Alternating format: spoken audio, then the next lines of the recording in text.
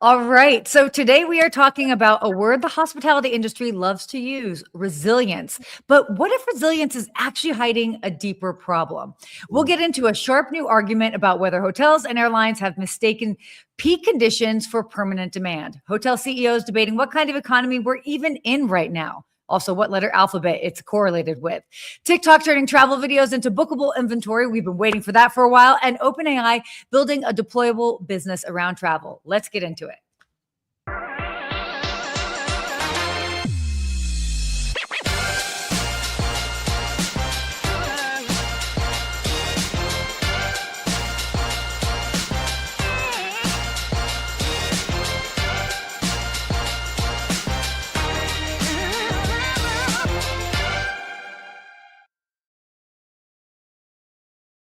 Ooh-wee. Good morning. morning.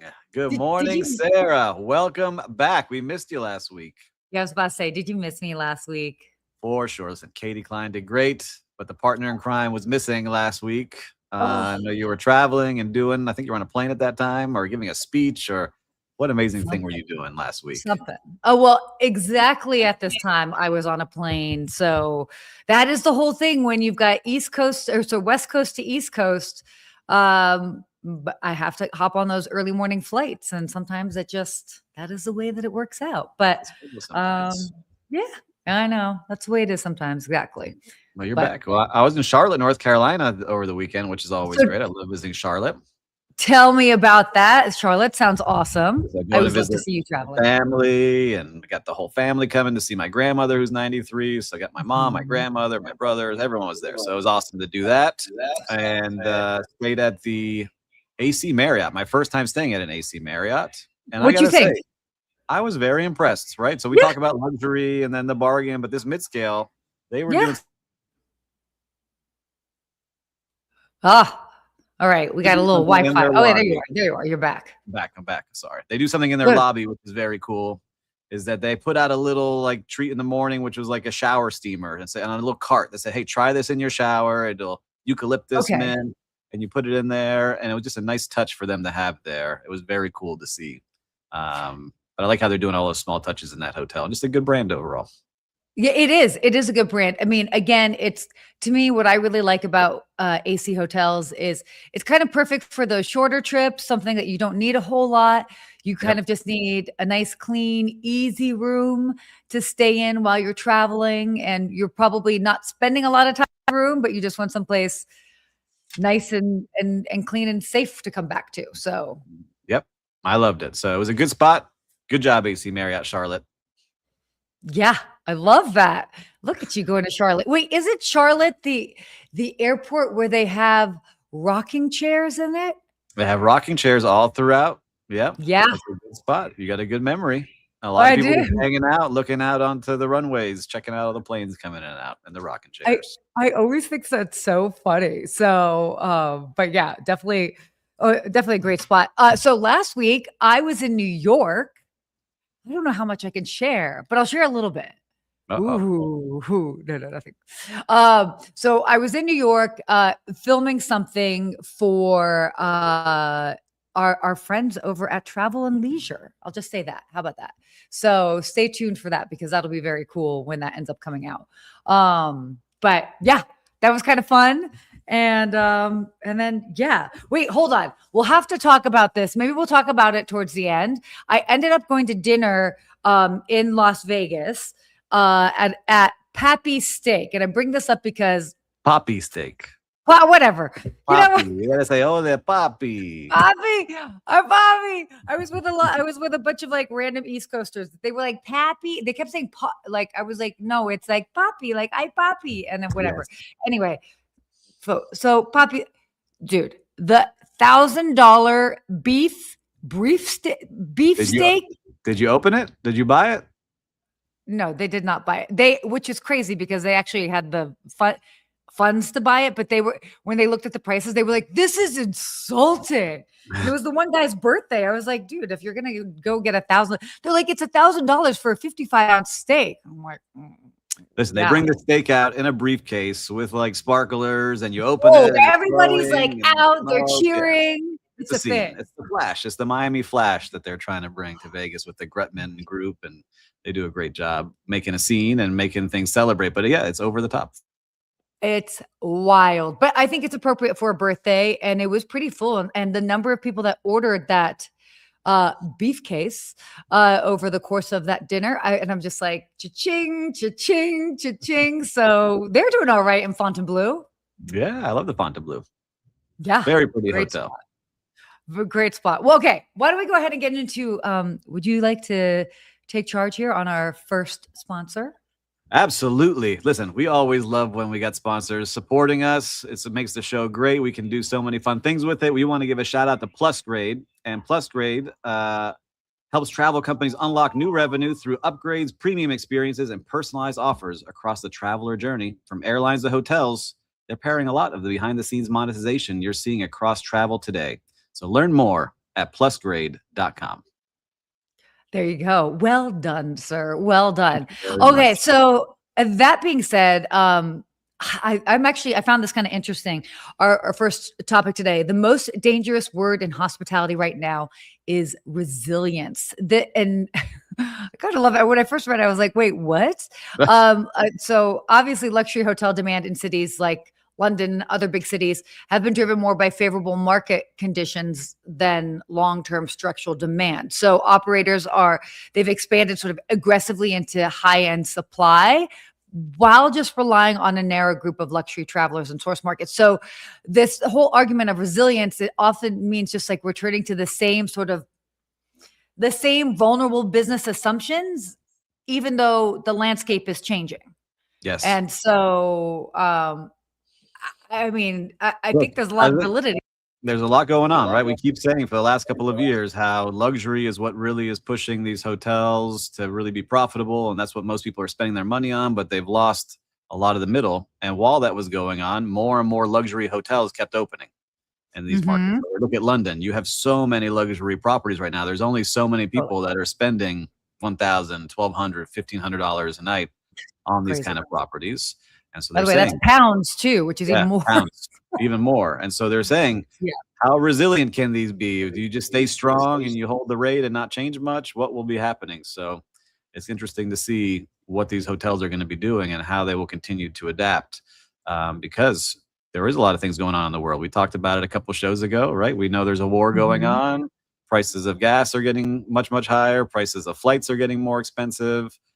For the everyday traveler, it really is expensive. I had to cancel a trip because all of a sudden what I was expecting to pay doubled, right? And I was like, oh my gosh, this is crazy. So I had to delay a business trip that may have made something happen. It just wasn't worth the value at that time. It's crazy. I'll just say this and we'll kind of come back to I'm going to Amsterdam in about 10 days. An economy is $4,000.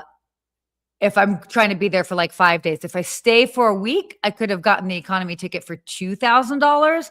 Now that's probably like $2,700, but economy is $4,000. And it's crazy. And I keep like, how can I wiggle around this? Can I use points? All of that. And it's like, nope, every which way. And the flight is not even full. So then at a certain point, it's like, what are we doing here? They're just going to fly a half empty plane because they've got the prices so high. I mean, yeah, I don't know what will happen, right? Especially in business travel. Like this was a business travel for me, a business travel for you, and I had to put it on hold. And so I think it will start to really see a lot of these impacts 3 months from now when those hotels start reporting their earnings after this quarter to show, look, people weren't traveling as much. I think the mid-scale will actually see a boost now because people are going to look for that value in these hotels. 100%. 100%. And what was interesting, kind of going back to this this article, is we've been talking about this for some time. This whole premium push. So yes, so it's kind of like there's been such a focus on the premium push that wait a second. What about, for example, like in hotels? What about could be argued the aspirational luxury traveler, the ones that are totally okay paying between $600 and $1,000 a night? They're not really paying attention to them, but they, as you mentioned, seem to be pretty durable. Those that were maybe paying a little bit more would be comfortable going down to that rate. So it's interesting how just where the focus has been recently. Yeah. So it's a cool article. I like what they put together and how they were sharing everything. Paul says nothing economical about that. You're correct, Paul. There is nothing there, but we're starting to see it more and more. And I think just look, I am not ultra wealthy like some of the people. I can afford the 2,000 pounds a night, but I traded down on this trip to Charlotte where I normally would have stayed at somewhere a little bit more upscale. I traded down and ended up liking that brand. And so now I think you'll see a lot of people doing that where they're going to travel to some brands that maybe they haven't tried out before. And so now I think I would do that more often. So it's going to be interesting to see how prices adjust. Yeah, no, they will. And again, I think just that focus on it's not necessarily just the premium travelers. Like you've got to be more diversified. Kind of like what we used to be, I would say. Yeah. But again, the long-term winners really in this are going to be really the brands that end up being willing to acknowledge the diverse type of travelers there are out there and cater to more of them, so long as it makes sense for their brand. Well, I'm excited to see at the end of the show on whose brand is it anyway. My favorite part of the show. It's one of the things that are going to be in that economical range. So we'll see. Yeah, love it. Why don't you jump into our next sponsor? We got 2 sponsors today, Sarah. We do. Do you want to do it or you want me to do it? You're good. You're so good at these. Oh, I'm so good at these. Okay, so before we move on to our other topics, quick shout out to one of our other sponsors, Built. This episode is brought to you by Built. They are helping restaurants and hotel F&B teams better understand their guests and create more personalized experiences that drive repeat visits, which is exactly what we were talking about. So if you care about loyalty and guest experience, it's worth checking out. Head to joinbuilt.com/GMH. Thanks so much, Built. So very cool. All right. Okay, so hotels, we were talking about this, and then I had kind of hinted at this at the beginning here. Hotel CEOs can't agree on what letter the economy is, which is just so funny. Like really? But what was interesting with this is that you had both Hilton CEO Chris Nassetta.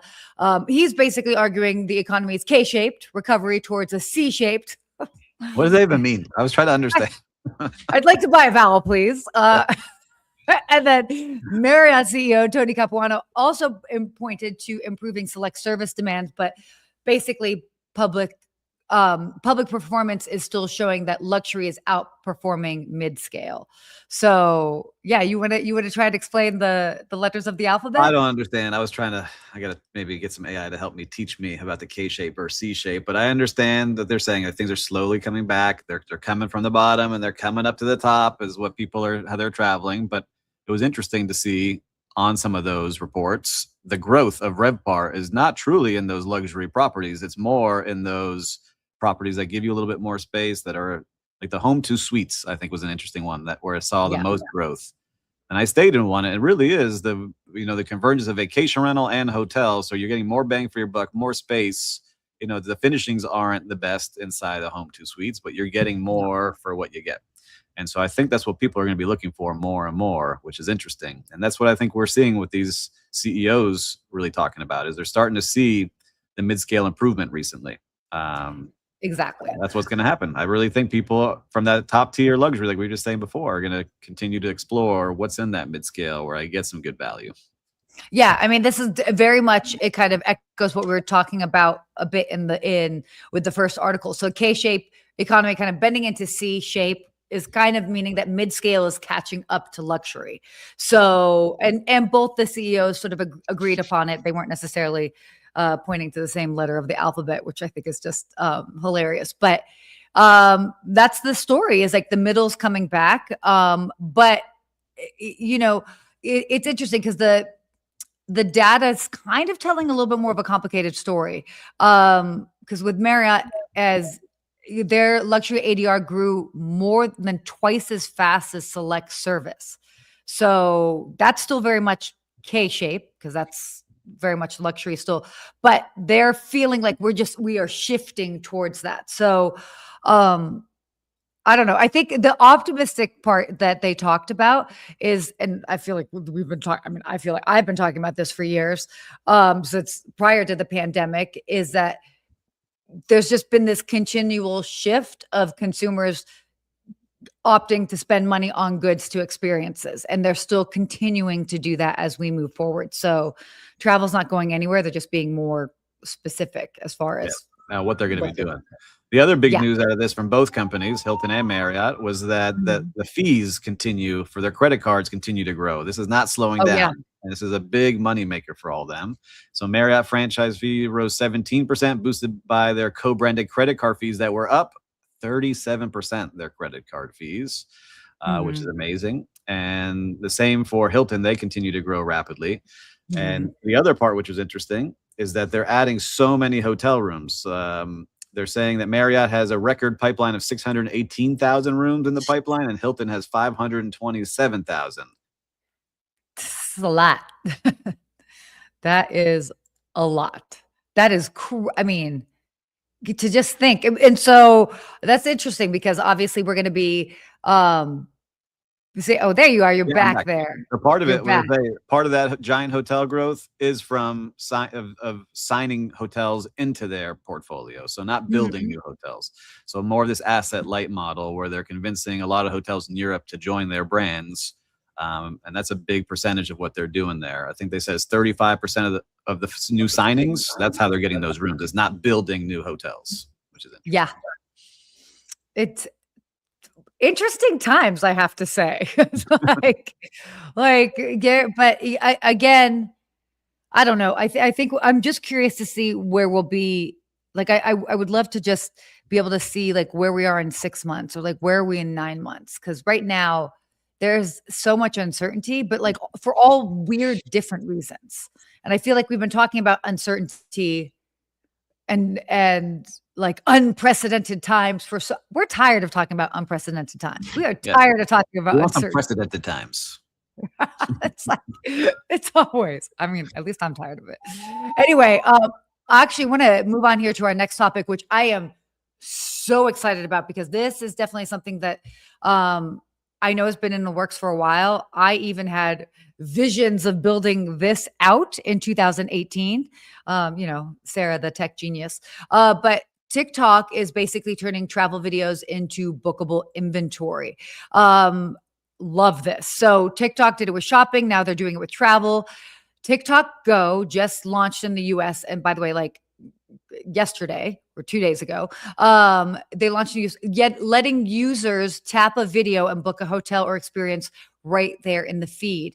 Now, if you're wondering, okay, how are they doing that? Who are they partnering with for inventory? That's Booking.com, Expedia, Viator, Get Your Guide, and Trip.com. So what's interesting is it's also not a separate tab. It shows up in your For You feed, search location pages. So that same scroll, just now there's a book it button. And again, for those that are interested, creators can now earn commissions. I need to do a deep dive and see like what they're doing with their commission structure, because that was something I was super fascinated with. Like how much of the pie are they giving to these creators? But again, this has been something people have been talking about, asking about for a while.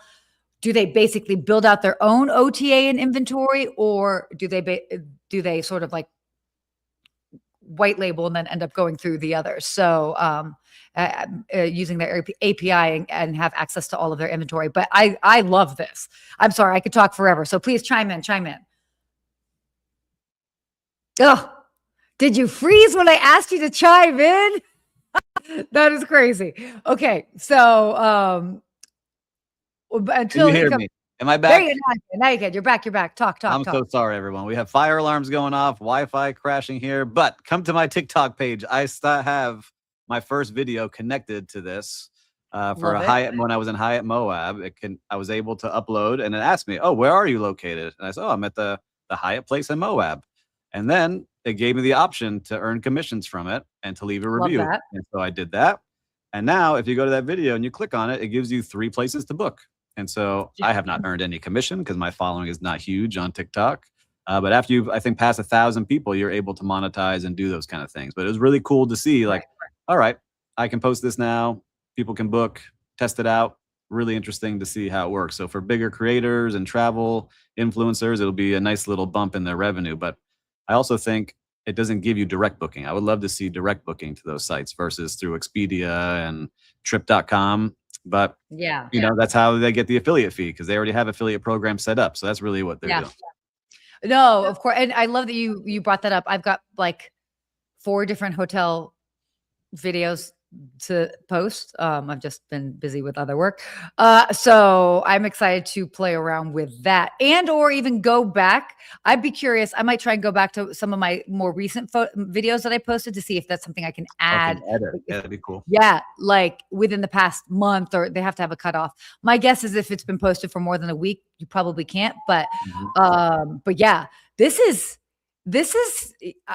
I think this is huge. So last year I spoke at the Booking Direct Summit. It actually is happening right now in Mexico City. And I did a whole presentation on TikTok and what people can expect and what I said. And it was exactly a year ago. I'm like, we're not there yet, but it's coming, and get ready, because this is where everybody is getting their travel inspiration. It's true. More than AI. And live shopping is gigantic. It keeps growing and growing every single month here. I'm starting to see like, all right, some people like selling interesting things. Like, all right, I would buy that. And so all of a sudden, like, all right, if I can do that, why not with travel? Travel, I know, is a little bit more expensive and a bigger purchase. So I'm curious to see how they attribute, like Sarah posts something to her hundreds of thousands of followers, and how do they know that that was you if they come back and book 2 days later? So that's what I would like to do. That exactly is what I would like to know, as well as like how long does it kind of like stay, or they register that. But yeah, it's this I've been waiting for a very long time. I'm just curious about the actual commission structure. When you added it to your link, did it say anything, or is it something like, oh, you add the link and then hopefully if somebody books, it's like, it's a surprise. And then you're like, oh, cool, I made 3% or whatever it is. I think that's a great question. It says creator earns commissions on my side. I'm going to have to do some more research and see. Like, it shows how many clicks I got, how many people click through to look at the hotel, but it doesn't show me the rate I would get. I'll find out. Got it. All right, perfect. Okay, well, why don't we go on? We could talk about this all day. In fact, I think we need to probably circle back to this. Yes. Because with the two of us both having TikToks that we can actively have people book. By the way, if TikTok is doing this, how long will it be until Instagram and Facebook get on board? They're not going to leave that money on the table. And it's also direct competition with AI platforms like Chat and Claude that have all been about, oh, you can book in. Yeah. So, everybody's getting in, fighting for the traveler. And YouTube. Like I watch YouTube all the time for like room tours. So if I can book straight from there all the time, like that's how I plan a lot of travel. Cruises, hotel rooms, restaurants, all these places. Soon it'll all be connected. Yeah, no, love it. Okay, so just moving on here to our final topic. OpenAI builds AI deployment business around travel. So OpenAI launched a new $4 billion deployment business focused on embedding AI directly into enterprise operations. So basically, the acquisition of Tomorrow brings in the team behind Virgin Atlantic's AI concierge. Oh, my favorite. Virgin Atlantic's AI assistant. So they already handle bookings, loyalty management, and customer support across voice, image, and text. And then OpenAI plans to place engineers directly inside client organizations to help accelerate adoption and operational deployment. But I mean, basically, the company's saying enterprise AI adoption is now moving beyond experimentation and well into execution and integration. So an infrastructure. So this is cool. It's moving fast. They're moving quickly to really secure, like, hey, we want to be what companies use. They're going, we don't want you using Microsoft and Google and all these other platforms. Use us. We'll create the bots. We'll create the agents. And companies want to make sure that all of their data is secure and their customers' data is secure. So they're really working hard on this. I'm seeing so many products just in the last week and a half, right? It's like, Anthropic put something out with something new with Claude, and then you've got something new with OpenAI and ChatGPT, and it's just like every week they're one-upping each other, and it seems to be speeding up now, which is wild to see. So it's interesting. So I mean, kind of like the catch with this is that it's, keep in mind, if you're implementing this, it's not neutral per se. You end up being in their ecosystem. So that's just something to keep in mind.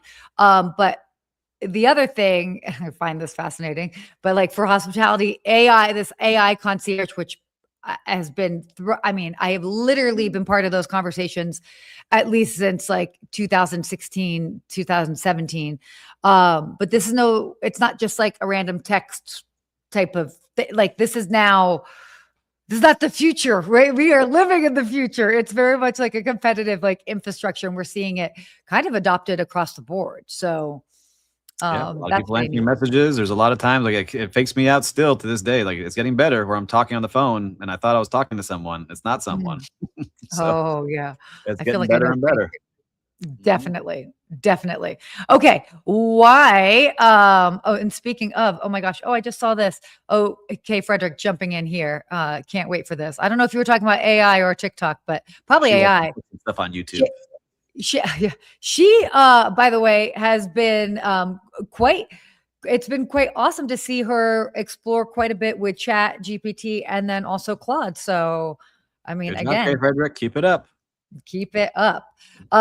Okay, so why don't we get to your favorite? My favorite. Do we have the music again? Dun, dun, dun, dun. Whose brand is it anyway? Where we try to guess. Oh my God. Really? Owns this brand. Let's see. Okay. We are ready. Ooh. Ooh, I know this one. I think. Pretty positive. I think so too. Oh, wait, hold. Owns this brand. Joy right. Hotels. Which parent company?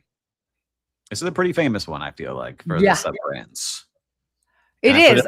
Before you show it, let's get the comments here. Who do you think owns this brand? I'm going to go with Hyatt. I was going to say IHG. What do we got? I should know. I should actually know. And if I'm wrong, what brand owns that? Oh, there we go. Oh my gosh. Oh, my first one. Bravo. Hyatt. The only reason I remember that was because I forget the CEO's name, but he went on to work with Airbnb. So that was part of the story. Right? He created this boutique hotel brand that was very cool and unique and then worked with Airbnb. So I don't remember his name. Maybe, Will, you can share his name if you know it here on the screen. Yes. Do I get points for that? You get points now. You know the CEO, former CEO that created the brand. Oh my gosh. Paul Manzi, incorrect. Not Hilton. Oh, I see a lot of guesses here. A lot of guesses that were not correct. No, it's tricky. Well, wow. Yeah, we flew through this. How about a real-time recap? What did you see out there? You went to the Fontainebleau and checked out Poppy Steak, the Miami import. Yeah. It's interesting. And actually, last week when I was in New York, I stayed at the Hotel Park Avenue. Mm-hmm. Super cute hotel. Fascinating because you have to go and check in and you have to key yourself. And I was just laughing so much because like my arms were full. I had come in off of like a long flight. And I have mixed feelings about keying yourself because they also had 2 agents there that would like walk you through it and they'd have to like come over and help you anyway. Yeah. But right? I don't know. But the hotel's lovely. I love that part of it. But the keying yourself. And I was videoing it. I made a joke. I was like, don't worry. I know what I'm doing. I've done this before. but a beautiful property. Amazing. They've got a cool rooftop bar there. I just want to give them a shout out. Golden Child is what they've got upstairs. Park Rose is their restaurant downstairs. Fantastic. And I believe they're at like 60th and Park. So right about there. Amazing property. So shout out to Hotel Park Ave. If you are going to be in New York, check them out, sort of Midtown East area. Highly recommend. I love it. Well, that sounds like a good place. I'm going to give out a quick shout out to a local restaurant in Charlotte, North Carolina. I don't know how many people are there, but it's a little French cafe tucked away by the hotel called Renaissance. Okay. And it has a pastry chef from France creating everything in a kitchen that you can look into from scratch. I went back 3 different times to this little place in one weekend to try all the different things that they had created there, from salmon tartine sandwich to little macaroons and cheesecakes and all the different things that they had there. I went back 3 different times, gained a lot of weight, but it was delicious every single time I walked in there. So it made you feel warm. And I love seeing someone who's a craftsman really showing off what they're doing with a kitchen that's in the middle of the restaurant. Yep. And you can watch them like behind the glass, almost like you were looking into a chef's aquarium. Yeah. Cool. I love that. Yeah. I love that. Oh, well, it is so good being back. I love when we get we miss 1 week together and it's like, it feels like so much time has passed. We got the band back together here. Sorry for all the fire alarms going off and the Wi-Fi that's cutting in and out, everyone. With the live stream, sometimes it gets a little tricky, but appreciate you always joining live, commenting. And listen, until next week, everyone. Mm-hmm. Stay hospitable.